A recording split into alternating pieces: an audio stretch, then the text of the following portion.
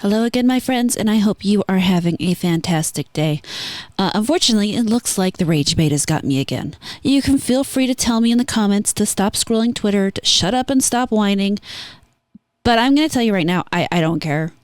I started this channel for a reason. Part of it is to express my feelings on a number of these things as I see them come up. You see here a tweet from Jaguar Art and Games. He is quoting the foreword to the making of the original Dungeons & Dragons 1970 to 1977. Here it says, slavery appears in original D&D not as a human tragedy that devastated generations over centuries, but as a simple commercial transaction, which is utter horseshit. Allow me to continue. He says, no, slavery in original Dungeons & Dragons was portrayed, like demons and devils, as an evil to be fought against. He has a quote. It is time to put a stop to the marauders. For years, the coastal towns have been burned and looted by the forces of evil. You and your fellow adventurers have been recruited to root out and destroy the source of these raids. But beware, hundreds of good men and women have been taken by the slavers and have never been seen or heard from again. This is the Slave Pits of the Undercity, Advanced Dungeons & Dragons Module A1. So here's the reason why I'm going to keep talking about this. Beyond the fact that obviously what they're saying is so totally incorrect. The fact that I see this across all forms of entertainment, across games, be they tabletop or video, movies, books, TV shows, all forms of entertainment, they appear to be trying to sanitize it down to the point where it is no longer useful for what it is supposed to be. Storytelling in games are very much a part of human psychology.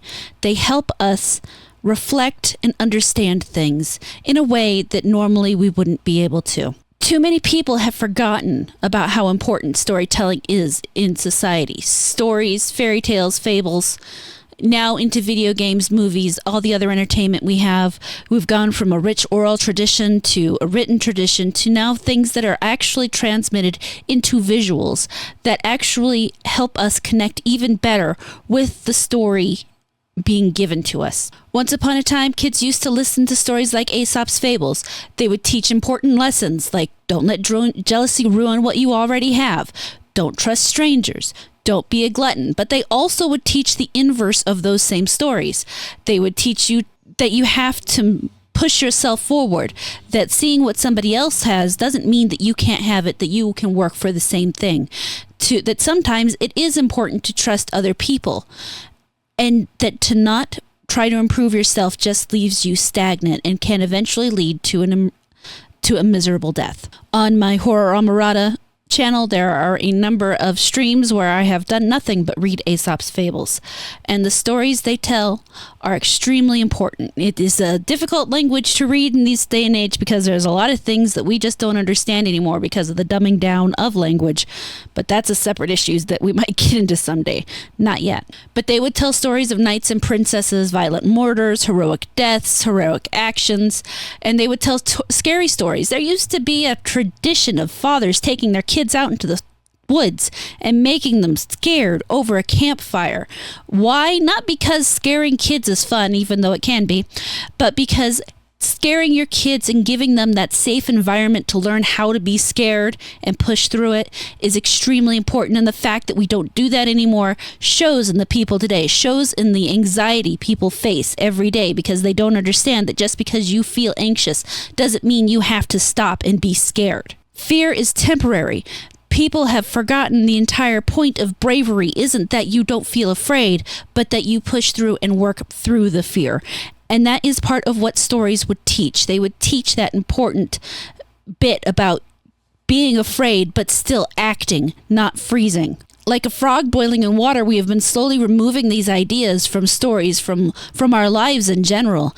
And you can see the way it affects society. You can see how people have forgotten the importance of these things, both in the anxiety of the general populace, but just in the individual behaviors of people. These stories aren't just important for children, they're important for adults too, because there is no point in our lives where we stop learning and we stop growing. No matter what anybody says, these things are still important for adults to engage in because we still have the capacity to learn these important lessons. This new book making the original D&D creations seem to be something made out of malice in some ways, talking about the misogyny and the way this writes off the idea of slavery just goes to show how people are unable to interpret stories today without thinking about them through the worst possible lens.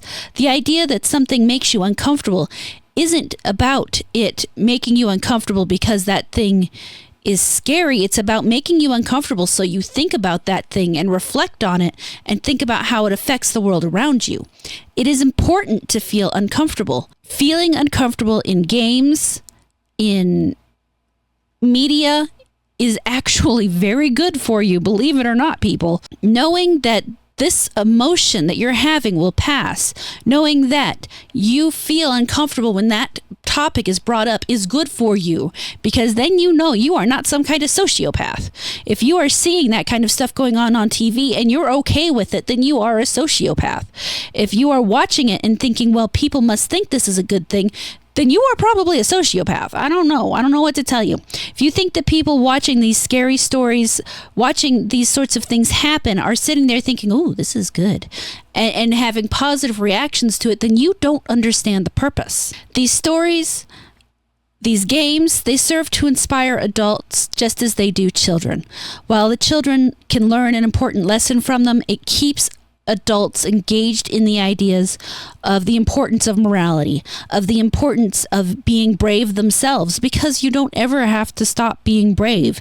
Every day you get up and get out of bed, it might be just a tiny fucking thing, but getting out the door and dealing with the outside world takes a small degree of bravery, because let's face it, it sucks out there. The attempt to remove stakes from D&D and honestly any other video game is a direct reflection of what's going on in the world around us. It sucks. It's awful. There are things going on that we don't have control over, but these stories show us that we can, in some way, exert some small amount of control somehow. They show us that we don't have to sit around and just take it, which is part of what the people trying to change these things want us to do. They want us to just sit back and let them do all these hard things, these scary things, because it gives them the control and it gives them the power, which means, obviously better lives for them. They don't really care about the rest of us. They are actively dissuading people from looking at the evils that currently exist in the world by trying to deny them in the stories. By trying to remove consequence from gaming, it removes the idea of dealing with consequences in life. I was initially going to just talk about the fact that they're removing math and the consequences of character choice, or of character creation decisions.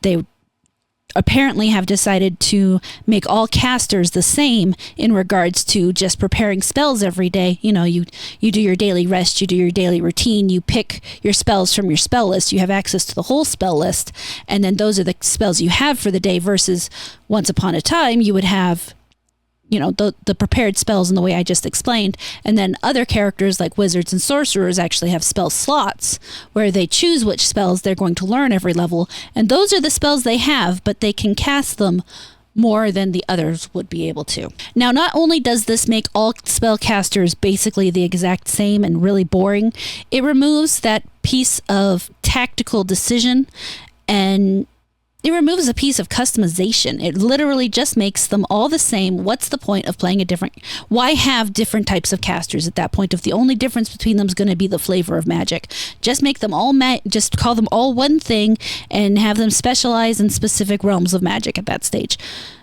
No reason to call them anything different because they're all the fucking same. But more insidious is the fact that they are trying to demonize the idea of good versus evil in games.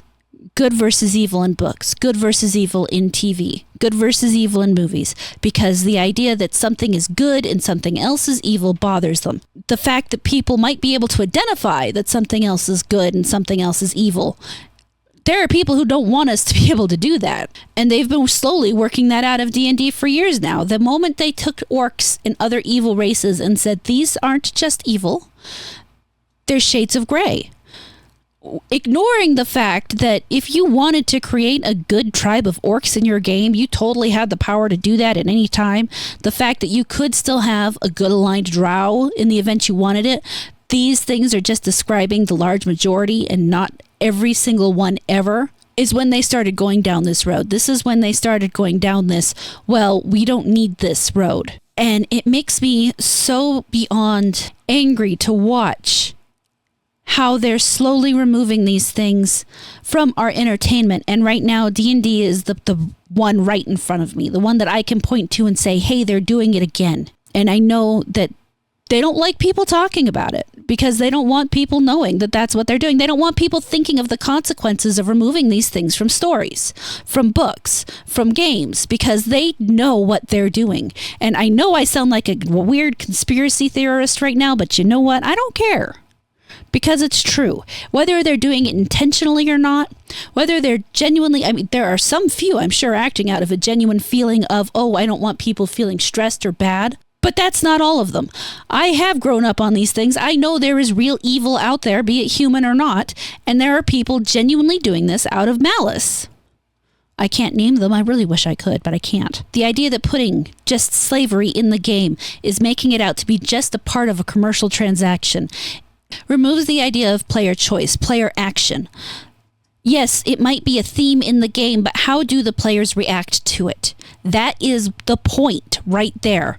Yes, they may describe the world as having a slave trade, but if the freaking characters come in and decide they're going to remove it, is it really just a piece of commerce at that point? No, it is an important set piece that the characters are then now fighting against to remove as a very evil thing. The only time this might be an exception is when you are choosing to play an evil campaign, which honestly nowadays would likely get you canceled for daring to actually consider things from the evil point of view.